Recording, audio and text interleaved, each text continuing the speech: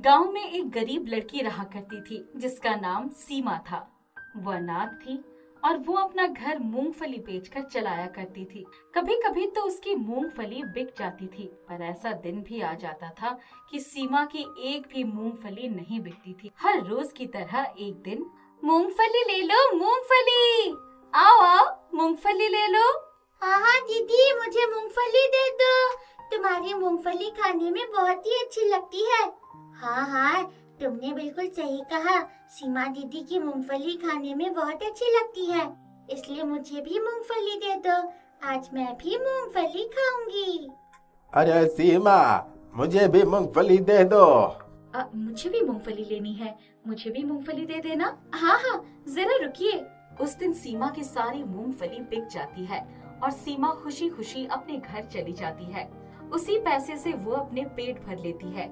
ऐसे ही अगली सुबह, हे भगवान, कल से जैसे आज भी मूंगफली बिक जाए तो आपकी बहुत बड़ी मेहरबानी होगी। अगर आज मूंगफली नहीं बिकी तो मैं मूंगफली ही खाकर सो जाऊंगी।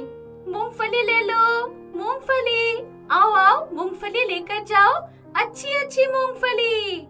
सीमा की आवाज सुनकर गांव वाले दौड़े चले आते हैं और सीमा से कहते हैं, जरा मुझे भी मूंगफली दे दो। तुमने तो आज देर ही कर दी। अच्छा चलो, मुझे जल्दी से मूंगफली दे दो। हाँ चाचा जी, आज थोड़ी लेट हो गई। क्या करूं, मैं अकेले क्या क्या करती रहूं। मेरे साथ तो कोई है भी नहीं। मूंगफली बेचकर सीमा वहाँ से आगे जाकर आवाज लगाती है, मूंगफली ले लो, ताजी ताजी मूंगफली ले लो, आओ आओ बच्चों, मूंगफली ले लो। अरे हाँ दीदी, मूंगफली दे दो। मेरी माँ ने मुझसे कहा है कि मूंगफली खरीद कर ले आओ। हाँ हाँ रुको, अभी देती हूँ। इसी तरह इस बार भी मूंगफली बिक जाती है और वो शाम होते ही घर चली जाती है। घर जाकर वो सोचती है, अगर ऐसे ही मूंगफली हर रोज बिक जाए तो मुझे खाने पीने की कोई दिक्कत नहीं होगी। फिर एक दिन, मूंगफली ले लो, मूंगफली, आओ आओ चाचा चाची बच्चों, सब लोग मूंगफली ले लो। अरे नहीं नहीं, मैं मूंगफली नहीं लूंगा। मैं भी आज मूंगफली नहीं लूंगी।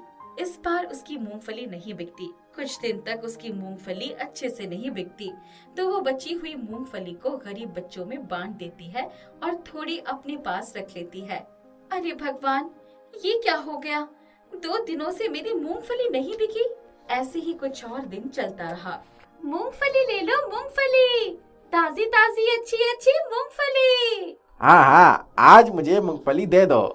हाँ हाँ, आज हमें भी मूंगफली दे दो। कल मैंने नहीं ली थी क्योंकि मेरे पास पहले से बहुत सारी मूंगफली थी, अब खत्म हो चुकी है। आज मुझे 1 पाव मूंगफली दे दो। हाँ हाँ, जरा रुको, अभी देती हूँ। वो आधी मूंगफलियाँ बेचकर आगे चली जाती है। फिर वो ऐसे ही चिल्लाती है, मूंगफली ले लो, मूंगफली, ताजी ताजी अच्छी अच्छी मूंगफली। पर पूरे दिन के बाद भी उसके पास आधी मूंगफलियाँ रह जाती है, जिसके कारण सीमा खुद से कहती है, आधी मूंगफलियाँ तो बिक गई, पर जो आधी बची है उन्हें आज भी मैं गरीब बच्चों को दे देती हूँ। कम से कम उनके पेट तो भरेंगे। वो सारी मूंगफलियाँ बांट देती है और घर आती है। अब मैं क्या खाऊं? जो भी मूंगफलियाँ बची थी वो तो मैंने बच्चों को दे दी। आज मुझे भूखे पेट ही सोना पड़ेगा। वैसे ही सीमा की नजर ठेले पर एक मूंगफली पर पड़ती है। सीमा वो मूंगफली देखकर उसे उठाकर कहती है, चलो, मेरे पास एक तो मूंगफली बची है, मैं इसे ही खाकर अपना पेट भर लेती हूँ। अगर ये नहीं खाई तो मैं आज भूखे पेट रह जाऊंगी। जैसे ही वो मूंगफली खाने जाती है, वैसे ही उस मूंगफली से एक आवाज आती है, जरा ठहरो सीमा, मुझे मत खाओ। तुम कौन हो? और ये मूंगफली से आवाज कैसी आ रही है? एक मूंगफली बोल भी सकती है? जरा बताओ तुम कौन हो? हाँ सीमा, मैं एक जादुई परी हूँ। मैंने तुम्हें गरीब बच्चों को हमेशा अपनी मूंगफलियाँ देते हुए देखा है, जिससे मैं बहुत ही खुश हो गई। तुमने वो सारी मूंगफलियाँ बच्चों को दे दी, जबकि तुम्हारे पास कुछ भी खाने को नहीं था। मुझे ये देखकर बहुत ही दया आ गई। फिर मैं तुम्हारी एक मूंगफली में समा गई और ये मूंगफली एक जादुई मूंगफली बन गई और तुम्हारे घर आ गई। जादुई मूंगफली? पर मुझे तो पता नहीं चला, इसलिए मैं सोचूं कि मेरे ठेले में एक मूंगफली कैसे बच गई। अच्छा हुआ तुमने मुझे बता दिया, वरना मैं तो आज तुम्हें खा ही जाती। हाँ बेटी, तुम बहुत ही नेक और ईमानदार लड़की हो। तुमने मूंगफली को गरीब बच्चों में बांट दिया। ये देखकर तुमने हमारा दिल जीत लिया। अब कहो तुम्हें क्या चाहिए? तुम मुझसे जो भी मांगोगी मैं वो पूरा कर दूंगी। मैं तुमसे क्या मांगू? बस मेरी इच्छा ये है कि जब भी मैं मूंगफली बेचने जाऊं तो सारी मूंगफली बिक जाए और मुझे खाने के लिए पैसे मिल जाए, क्योंकि मूंगफली ना बिकने के कारण मेरे पास खाने को कुछ नहीं होता। ठीक है सीमा, मैं तुम्हारी इच्छा पूरी करती हूँ। आज से तुम जितनी भी मूंगफलियाँ बेचोगी तुम्हारी सारी मूंगफली बिक जाएगी। धन्यवाद जादुई मूंगफली जी, मैं आज बहुत ही खुश हूँ। ठीक है, तुम्हें जब भी कोई तकलीफ हो तो मुझे बुला सकती हो। पर वो कैसे? जब भी तुम्हें मेरी जरूरत पड़े तो तुम कहना, जादुई मूंगफली, मुझे तुम्हारी जरूरत है, और मैं तुम्हारे सामने आ जाऊंगी। और अगली सुबह जैसे ही वो मूंगफली बेचने जाती है तो उसकी सारी मूंगफली बिक जाती है। वो खुशी खुशी मूंगफली बेचकर अपने घर लौट रही होती है। उसी समय वहाँ एक गड्ढे में फंसी एक लड़की दिखती है। वो बहुत ही चिल्ला रही होती है। गड्ढे में फंसी लड़की, बचाओ बचाओ, मुझे इस गड्ढे से निकालो, कोई तो मेरी मदद करो। और उसकी आवाज सुनकर वहाँ भीड़ लग जाती है, पर उसकी मदद कोई भी नहीं कर पाता। वही सीमा सोचती है, अरे ये क्या, ये तो गड्ढे में फंस गई है, इसे कैसे निकालूं? अरे हाँ, मैं जादुई मूंगफली को बुलाती हूँ। और सीमा मूंगफली को बुलाती है। जादुई मूंगफली, मुझे तुम्हारी बहुत जरूरत है, तुम मेरे सामने आओ। सीमा को इतना कहते ही जादुई मूंगफली सीमा के सामने प्रकट हो गई। जादुई मूंगफली, देखो एक लड़की गड्ढे में फंस गई है, मुझे उसकी मदद करनी है, क्या तुम उसे गड्ढे से निकाल सकती हो? ठीक है सीमा बेटी, मैं अभी उसकी मदद करती हूँ। इतना कहते ही वो जादुई मूंगफली उस लड़की को गड्ढे से निकाल देती है। ये देखकर सीमा मूंगफली को धन्यवाद कहती है। सीमा जादुई मूंगफली से सारे गांव वालों की हमेशा मदद करती है। जादुई मूंगफली और सीमा साथ साथ हमेशा खुश रहते हैं। जादुई मूंगफली के वरदान से उसकी सारी मूंगफलियां बिक जाती है और वो ऐसे ही धीरे धीरे अमीर हो जाती है। जबलपुर नामक के गांव में मनोहर अपनी पत्नी ममता के साथ रहता था। मनोहर एक ऑटो ड्राइवर था और बहुत शराब पीता था, जिसके कारण घर में कुछ पैसे नहीं बचते थे और उनकी आर्थिक स्थिति बहुत खराब रहती थी। एक दिन मनोहर शराब पी कर आया। ए जी, आप इतना क्यों पीते हो? नहीं पियोगे तो हम कितने सुख से रहते। चुप कर अभागिनी, जब से तेरे साथ शादी हुई है ना मुझे कोई सुख मिला है और ना ही कोई बच्चा। ममता ये सुनकर चुपचाप वहाँ से हट जाती है। वो मन में सोचती है कि इनकी ऐसी हालत में इनसे कुछ बात करना भी बेकार है। अगले दिन इनसे बात करूंगी। अगले दिन जब वो होश में आया तो ममता बोली, तुमसे शादी करके जिंदगी तो मेरी बर्बाद हो गई है और बोलते तुम हो। जिंदगी मेरी बर्बाद हो गई है। शादी को 7 साल हो गए और तुमने एक बच्चा तक नहीं दिया और मुझे बोलती हो। फिर ममता भी गुस्से में उस पर जोर से चिल्लाती है। ये सुनकर मनोहर ममता को एक थप्पड़ मार देता है। फिर ऐसे ही दोनों में झगड़ा बढ़ जाता है और मनोहर गुस्से में ममता को बहुत मारता है और काम पर चला जाता है। हे भगवान, ये किस जन्म का बदला ले रहे हो जो ऐसा पति दिया? पति का सुख न मिला, कम से कम बच्चे का तो सुख दे दो भगवान। फिर कुछ ही दिनों बाद ममता पेट से होती है। फिर उसमें भी एक दिन मनोहर पी कर आता है और ममता को बहुत मारता है और गुस्से में अपने काम पर चला जाता है। वो नशे में गाड़ी चला रहा होता है, इसलिए उसका एक्सीडेंट हो जाता है और तुरंत उसकी मृत्यु हो जाती है। ममता को ये खबर मिलती है तो वो कहती है, हे भगवान, तुमने ये क्या किया? नालायक ही पति दिया था, पर कम से कम मेरा सहारा तो था। अब मैं कैसे जीऊंगी? बेटी, भगवान ने तेरे पेट में एक संतान का सहारा दे दिया है, तुम चिंता न करो। पति के गुजर जाने के बाद ममता मजबूरी में लोहे की कंपनी में काम कर रही होती है, जिसमें एक दिन हादसा होने के कारण उसकी आंखों की रोशनी चली जाती है। फिर वो घर पर बैठ जाती है और कुछ महीने बाद वो एक बच्ची को जन्म देती है। ममता, तेरे घर बेटी आई है। आप ये क्या कह रही है? हाँ ममता, तू सही सुन रही है, तेरे घर लक्ष्मी आई है।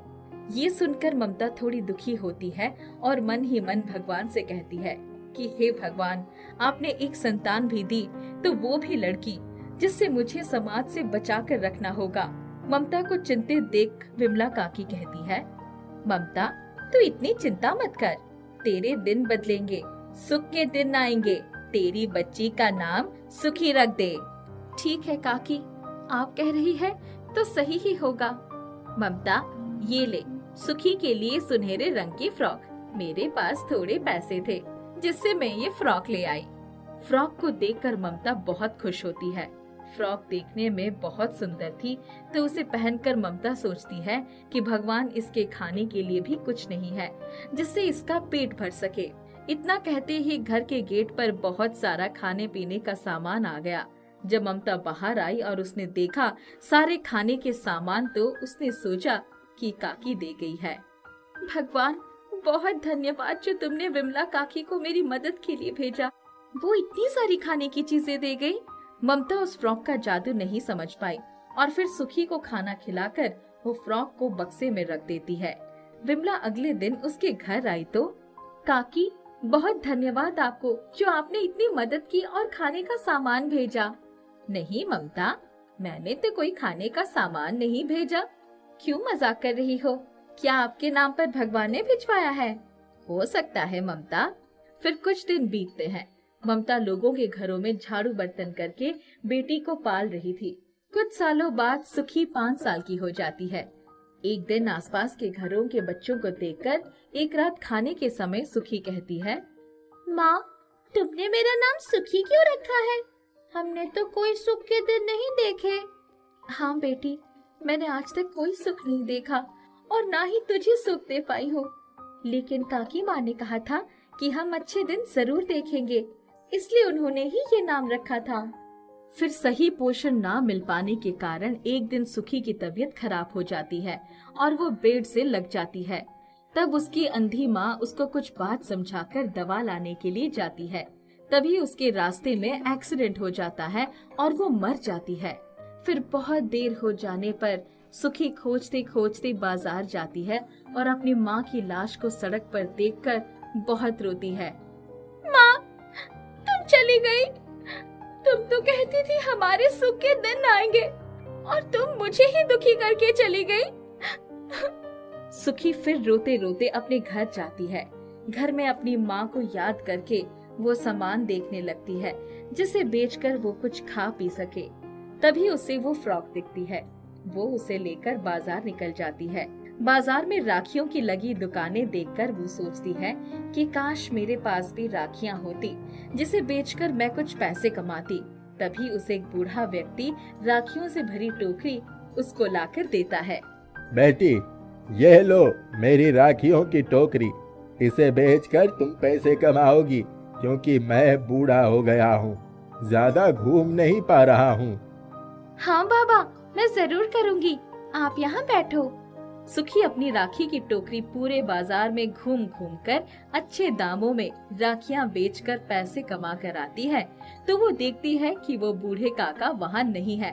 तो वो सोचने लगती है, लगता है वो बाबा कोई भगवान थे जो मेरी मदद करने के लिए आए थे। फिर वो वहीं बैठकर सुनहरे रंग की फ्रॉक को हाथ में लेकर सोचती है, काश मेरा कोई भाई होता जिससे मैं राखी बांध पाती। तभी वहाँ एक भिखारी के रूप में एक लड़का मुन्नू आया और बोला, ओ बहन, क्या तुम मुझे राखी बांध सकती हो? मेरी कोई बहन नहीं है। हाँ भैया, जरूर मैं तुम्हें राखी बांधूंगी। मेरा भी इस दुनिया में कोई नहीं है।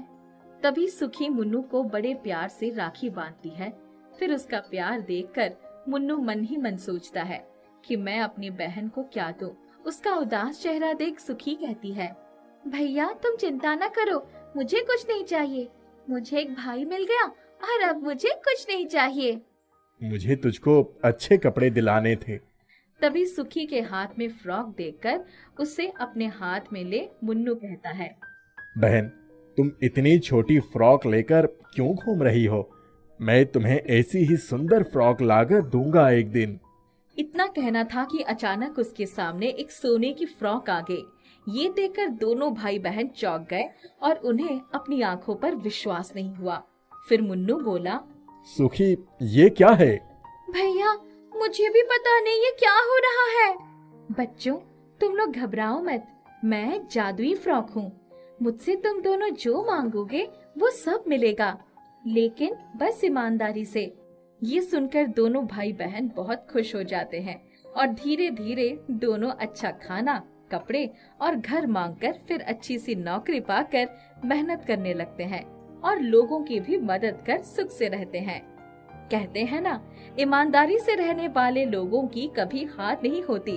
भगवान भी उसी की मदद करते हैं जो ईमानदारी के रास्ते पर चलता है, इसलिए हमेशा ईमानदार रहना चाहिए। प्रमोद नाम का एक गरीब भिखारी था। उसका इस दुनिया में कोई नहीं था। वो अक्सर बस स्टैंड के पास बैठकर ही भीख मांगा करता था। दे दो भाई जी, भगवान के नाम पर कुछ पैसे दे दो, भगवान भला करेगा। प्रमोद की आंखों की रोशनी चली गई थी, जिस वजह से उसे कुछ भी दिखाई नहीं देता था। हर रोज भीख मांगकर प्रमोद को जितने पैसे मिलते थे, वो पैसे प्रमोद चंदू नाम के चाय वाले की दुकान पर आकर उसे दिया करता था। चंदू भाई, कहाँ हो? लो, देख लो, आज कितने पैसे मिले हैं, गिन लो। चंदू ही प्रमोद को सभी जरूरत का सामान लाकर दिया करता था और प्रमोद के खाने पीने का भी वही ख्याल रखता था। अच्छा, ठीक है, अभी देखता हूँ। प्रमोद जितना भी पैसा भीख मांगकर लाता था, वो सब चंदू खुद रख लिया करता था और इस्तेमाल करता था। बदले में प्रमोद को छोटी मोटी चीजें खरीद कर दे दिया करता था। प्रमोद कुछ भी नहीं देख पाता था, इसलिए उसे ये नहीं पता चल पाता था कि चंदू उसके साथ धोखा कर रहा है। क्या हुआ भाई, कितने रुपए आज मिले हैं? चंदू सोचता है, इसमें तो 100 रुपए है।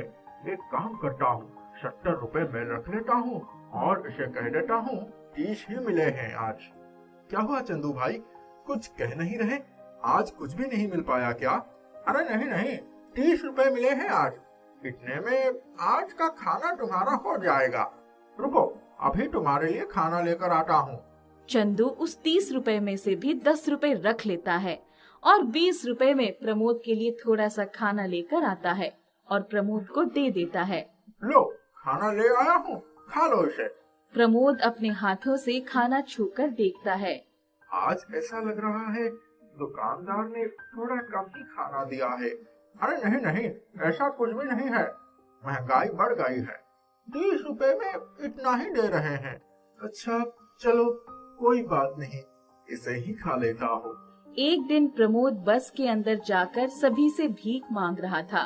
दे दो, भगवान के नाम पर कोई दे दो। प्रमोद भीख मांगने वाला डब्बा आगे कर देता है और सभी से भीख मांगने लगता है। तभी वहाँ बैठे एक बाबा प्रमोद को देखते हैं और प्रमोद के डब्बे में अपने झोले से निकालकर एक लोटा रख देते हैं। अरे, आज तो डब्बा बहुत भारी लग रहा है। ऐसा लगता है जैसे किसी ने बहुत पैसे दे दिए हैं। प्रमोद डब्बा लेकर चाय वाले के पास आता है। चंदू, देखो तो जरा, आज डब्बा बहुत भारी लग रहा है। ऐसा लगता है जैसे किसी ने बहुत पैसे रख दिए हैं। चंदू डब्बे में देखता है तो उसे डब्बे में एक लोटा दिखता है और कुछ भी नहीं। अरे क्या मजाक कर रहे हो? आज तो तुम 1 रुपया भी नहीं लेकर आए हो। चलो जाओ यहाँ से। मगर मुझे तो बहुत भूख लगी है। आज पैसे लेकर तो आए नहीं हो और खाना मांग रहे हो। मैं तुम्हें खाना कहाँ से खिलाऊंगा? मेरे पास पैसे नहीं है। चुपचाप चलो, जाओ यहाँ से। कल पैसे लेकर आओगे तब जाकर खाना दूंगा। ये सुन प्रमोद दुखी हो जाता है और अपने घर आ जाता है। घर आकर प्रमोद वो लोटा डब्बे से हटा देता है और डब्बे को एक और रख देता है। प्रमोद उस रात खाली पेट ही सो जाता है। तभी उस डब्बे से आवाज आती है। मैं जादुई डब्बा हूँ, तुम्हारी जो भी जरूरत है वो सब पूरा करूँगा। आज से तुम्हें भीख मांगने की कोई जरूरत नहीं है। बाबा के द्वारा दिए गए लोटे ने उस डब्बे को जादुई डब्बा बना दिया था। जादुई डब्बे की बात सुन प्रमोद हैरान रह जाता है। क्या जादुई डब्बा? नहीं नहीं, कृपया आप ऐसा ना करें। मैं अभी जैसा हूँ आगे भी वैसा ही रहना चाहूँगा। मुझे कुछ भी नहीं चाहिए। जादुई डब्बा प्रमोद की बात मान जाता है। अच्छा ठीक है, जैसी तुम्हारी इच्छा। अगले दिन प्रमोद जादुई डब्बा लाकर भीख मांगने जाता है। उस डब्बे में अगर कोई 5 रुपए डाल रहा था तो वो 50 रुपए में बदल जा रहा था। ऐसे ही उस डब्बे में जितना पैसा जा रहा था सभी 2 गुना 3 गुना पैसों में बदल जा रहा था। प्रमोद शाम के वक्त डब्बा लेकर चंदू के पास आता है। चंदू डब्बे में इतने पैसे देखकर हैरान रह जाता है। अरे अब तो ये 50-100 रुपए लेकर आता था, आज ये 5,000 लेकर आ रहा है। ये कैसे हो गया? चंदू इतने पैसे देखकर लालच में आ जाता है और हर रोज प्रमोद के डब्बे से सारे पैसे लेकर अपने पास रखने लगता है और प्रमोद को कुछ भी नहीं बताता है। बस इसी तरह हर रोज मुझे पैसे लाकर दे, मेरी तो किस्मत ही खुल जाएगी। प्रमोद से हर रोज पैसे ले लेकर चंदू एक बड़ा ढाबा और एक नया घर भी बना लेता है। वाह, मजा आ गया। इस प्रमोद की वजह से तो मैंने अपना सब कुछ बना लिया। मुझे क्या करना है? ये कहाँ से पैसे लेकर आता है? बस इसी तरह पैसे लाकर देता रहे, मेरे भविष्य के लिए यही अच्छा रहेगा। एक दिन भीख मांगते मांगते अचानक प्रमोद की आंखों में दर्द शुरू हो जाता है और आंखों से खून भी निकलने लगता है। प्रमोद चंदू के पास आता है और पैसे मांगता है। भाई चंदू, जरा पैसे दे दे जिससे कि मैं अपनी आंखों का इलाज करवा सकूं। पैसे? कैसे पैसे? आज तक मैंने तुम्हें कितने पैसे दिए हैं, उनमें से ही कुछ पैसे दे दो, मैं इलाज करवा लूंगा। तुमने मुझे कब पैसे दिए हैं? हर रोज 100-50 लेकर आते थे और उतना का तो तुम भोजन ही कर लेते थे। मेरे पास नहीं है पैसे, जाओ यहाँ से। नहीं, मैंने तुम्हें 50-100 रुपए नहीं बल्कि 8,50,120 रुपए दिए हैं। ये सुन चंदू हैरान रह जाता है। क्या? ये तुम्हें कैसे पता चला? तुम तो देख भी नहीं सकते। ये डब्बा जादुई डब्बा है जिससे मैं हर रोज भीख मांगने जाता था। जितना भी पैसा शाम तक इस डब्बे में जमा होता था, जादुई डब्बा मुझे बताया करता था। मैं तो तुम्हारी ईमानदारी देखना चाहता था, मगर तुम तो बहुत ही ज्यादा लालची निकले। आज के बाद हमारा तुम्हारा रिश्ता खत्म। अब से मैं तुम्हें कुछ भी नहीं दूंगा और सब कुछ खुद ही रख लूंगा। इतना कहकर प्रमोद वहाँ से चला जाता है। जादुई डब्बा अपनी जादुई से प्रमोद की आंखें ठीक कर देता है। प्रमोद को सब कुछ दिखने लगता है। अब प्रमोद खुशी खुशी जादुई डब्बा के साथ रहने लगता है। जादुई डब्बा उसका दोस्त बन जाता है। कमलपुर नाम के गांव में राजू अपने माता पिता के साथ रहता था। गांव में पानी की काफी समस्या थी। राजू की माँ सुबह सुबह नदी से मटका लेकर पानी भरने जाती थी। राजू भी अपनी माँ के साथ जाता था और गांव की कई महिलाएं भी साथ रहती थी। परंतु पिछले कुछ महीनों से बारिश नहीं हुई। इस वजह से नदी और कुओं का पानी काफी कम हो गया था। यह देखकर राजू की माँ और बाकी सभी महिलाएं चिंतित हो गईं। अरे, कितने महीनों से बारिश नहीं हुई, यह नदी भी सूखने आई है। अब हम पानी कहाँ से भरेंगे? गांव में और कोई नदी भी तो नहीं है। हाँ बहन, अब अगर यह नदी पूरी तरह से सूख गई तो हम पानी कहाँ पाएंगे? बगल वाले गांव में भी एक नदी है, पर वह गांव यहाँ से काफी दूर है। अगर यह नदी सूख गई तो हमें पानी नहीं मिल पाएगा। बहुत दूर तक जाने की मशक्कत करनी पड़ेगी, तकलीफ उठानी पड़ेगी। अगले दिन सब दूसरे गांव नदी में पानी भरने जाते हैं। उनको वहां आते देख वहां के गांव वाले बोल पड़ते हैं। सुनिए, हमारे गांव में काफी महीनों से बरसात नहीं हुई है और नदी में सिर्फ इतना ही पानी बचा है कि हमारे गांव का गुजारा होना मुश्किल होगा। आज आप सभी यहाँ से पानी अवश्य भर लें, पर कृपा करके कल से यहाँ पानी भरने ना आना। ऐसा लगता नहीं कि जल्दी बारिश भी होने वाली है, तो ऐसे समय में यही नदी हमारे पूरे गांव की प्यास बुझाएगी। अरे बहन, हमारे गांव की नदी सूख गई है और हमारे यहाँ पानी का कोई जरिया भी नहीं है। तो अगर हम आपके यहाँ से पानी नहीं भरेंगे तो हम प्यासे रह जाएंगे। मैं आपकी बात समझ सकती हूँ, परंतु इस नदी में इतना पानी नहीं है कि दोनों गांव के लोगों की प्यास बुझा सके। ऐसी स्थिति में हम सबसे पहले अपने गांव वासियों के बारे में ही सोचेंगे ना। राजू की माँ और सभी महिलाएं और राजू निराश होकर पानी भर के अपने गांव वापस चले जाते हैं। रास्ते में एक पत्थर की वजह से राजू की माँ का पैर फंस जाता है और पानी से भरा मटका गिरकर टूट जाता है। गरीबी में आटा गीला होने जैसी बात हो जाती है। अरे माँ, अब हम क्या करेंगे? हमारा मटका तो टूट गया। घर पर एक बूंद पानी भी नहीं है। नया मटका उधार लेना होगा। अरे अब हम क्या करेंगे? न घर में पानी है और न ही पानी मिलने के आसार हैं। ऐसे में जो बचा कुचा पानी था वह भी गिर गया और मटका भी टूट गया। अभी हम पड़ोसी गांव में ही हैं, तो क्यों ना यहीं एक मटका ढूंढकर फिर से पानी भर ले। हाँ, पर यहाँ मटका मिलेगा कहाँ? और मैंने मटका खरीदने के पैसे भी नहीं लिए। क्या यहाँ का कुम्हार उधार मटका देगा? बात करके देख लेना, शायद मिल जाए।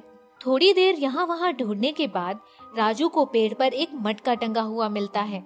वह मटका बहुत ही बड़ा और सुंदर लगता है। ये देखो माँ, पेड़ पर कितना सुंदर और बड़ा मटका है। लगता है भगवान ने हमारी बात सुन ली। हाँ राजू, लगता है भगवान ने हमारी सुन ली। अब कल का क्या होगा पता नहीं, पर आज के पानी का इंतजाम तो हो जाएगा। राजू की माँ और बाकी औरतें बगल वाले गांव से पानी भरकर अपने घर जाती हैं। सूखे की वजह से गांव की नदी सूख गई थी और अब तो पास के गांव वाले ने भी पानी देने से मना कर दिया था। पूरा गांव चिंता में यह रात निकाल देता है। जब राजू सुबह उठता है तो एक नजारा देखकर दंग रह जाता है। माँ, जल्दी आओ, यहाँ देखो क्या है। अरे बेटा, इतनी जल्दी में क्यों बुलाया मुझे? माँ देखो, ये मटका अभी भी पूरा भरा है। ऐसा लग रहा है जैसे इसे हमने इस्तेमाल ही नहीं किया। अरे यह कैसे हो सकता है? मुझे तो अच्छे तरीके से याद है कि मटके का आधे से ज्यादा पानी मैंने कल भी इस्तेमाल किया था। एक काम करते हैं, इसका पानी एक दूसरे बर्तन में डाल देते हैं तो समझ में आ जाएगा कि क्या हो रहा है। राजू की माँ मटके का सारा पानी दूसरे बर्तन में डाल देती है। वो फिर मटके में देखती है तो चकित रह जाती है। अरे यह कैसे हो रहा है? इससे पानी निकाल रही हूँ, फिर भी मटका पूरा भरा है। यह कोई साधारण मटका तो नहीं लगता। इतने में मटके से एक आवाज बाहर आती है। मैं एक साधु की आत्मा बोल रहा हूँ। मैं कई सालों से इसी स्थान पर तपस्या कर रहा था जहाँ पर तुम्हें यह मटका मिला। काफी आयु होने के बाद मैंने समाधि ले ली और मेरा सारा पुण्य इस मटके में आ गया था। यह मैंने इसीलिए किया था क्योंकि इस गांव में पानी की समस्या बहुत सालों से चली आ रही थी। इसीलिए जब भी समस्या आए तो इस मटके के मदद से गांव के लोगों की समस्या दूर हो जाए। पर इस मटके का लाभ सिर्फ तुम अपने पास तक सीमित मत रखना। प्रत्येक गांव वासी को इसका लाभ कराइए और सबकी प्यास बुझाइए। महर्षि, हम वही करेंगे जैसा आप चाहते हैं। ऐसे मटके में आकर आपने हम सभी गाँव वासियों का कल्याण कर दिया। मैं आपसे वादा करती हूँ कि हर गाँव वासी को आजीवन इस मटके से जल देती रहूंगी। राजू बेटा, जाकर सभी गाँव वालों को यहाँ बुला कर लाओ ताकि सबकी मदद हो सके। और हाँ, भूलना मत, सबको अपना मटका साथ लाने के लिए कहना। जी माँ, मैं अभी जाता हूँ और सबको लेकर आता हूँ। राजू पूरे गांव में जाता है और सभी को अपने अपने मटके लेकर आने के लिए कहता है। कुछ ही समय में पूरा गांव राजू के घर पहुंच जाता है, परंतु सभी को मटके लेकर क्यों बुलाया गया है यह चीज उन्हें पता नहीं होती है। राजू की माँ, आपने हम सबको मटके लेकर क्यों बुलाया है? क्या आपके पास पानी का प्रबंध करने की कोई तरकीब है? हमारे घर में तो बिल्कुल पानी नहीं है। आपको याद है कल जो मटका मुझे मिला था और जिसमें मैं पानी भर कर लाई थी, वह कोई आम मटका नहीं है, बल्कि एक महर्षि के पूरे जीवन का पुण्य है उस मटके में, और वह जादुई मटका है। यही नहीं, उस मटके का पानी खत्म ही नहीं होता और बहुत ही स्वच्छ रहता है। अब से आजीवन उस मटके की मदद से हम हमारे गांव की पानी की समस्या दूर कर लेंगे। आप सभी कोई भी समय उस मटके से पानी भरने आ सकते हैं। इस प्रकार जादुई मटके की मदद से पूरे गांव के पानी की समस्या सुलझ जाती है और सभी खुशी खुशी रहने लगते हैं।